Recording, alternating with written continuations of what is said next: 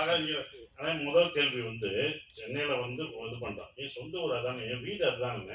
டெல்லிக்கு ராஜானாலும் பள்ளிக்கு புள்ள தானே, என் ஊருக்கு தானே நான் போக முடியும். ஸோ என்னுடைய ஊர் என்னுடைய இடம் அப்படின்றனால நான் அங்கே போயிட்டேன். அது விவசாயம் அங்கே இருக்குது, என்னுடைய குடும்பமும் அங்கே இருக்கனால நான் அங்கே போயிட்டேன். வேற ஒன்றும் இல்லை. இது இங்கே வந்துட்டாங்க என்ன இருந்தாலும் அங்கே தானே நான் போகணும் அப்படின்றது அங்கே இருந்தோம். சென்னையில் அந்த நானும் சந்தோஷம் கரெக்டாக மட்டும் சொன்னோம், ஒரு ஸ்டுடியோ கட்டணும். கண்டிப்பாக அது பண்ணுவோம். அதுக்கான வேலைகள் ஒரு இடம் வந்து அது ஃபியூச்சரில் நாங்கள் கட்டலாம்னு யோசிச்சிருக்கோம்.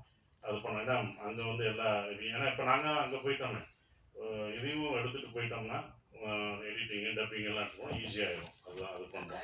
சரி சார், இந்த படத்துல ஒரே நிமிஷம் மணி சார், இந்த படத்துல ரொம்ப முக்கியமா ஒரு விஷயம் வச்சிருக்கீங்க. வல்வெட்டித்துறை அப்படின்னு ஊர்ல இருந்து அந்த ஃபேமிலி வருது வச்சிருக்கீங்க. அந்த வல்வெட்டித்துறை இவ்வளவு வரலாற்று முக்கியத்துவம்னு எல்லாருக்கும் தெரியும்.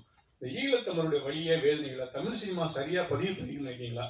நாங்களாம் ஃபேஸ்புக்லயோ சோசியல் மீடியாவில் ஏதாவது போட்டா கூட பிளாக் பண்ணியிருந்தாங்க.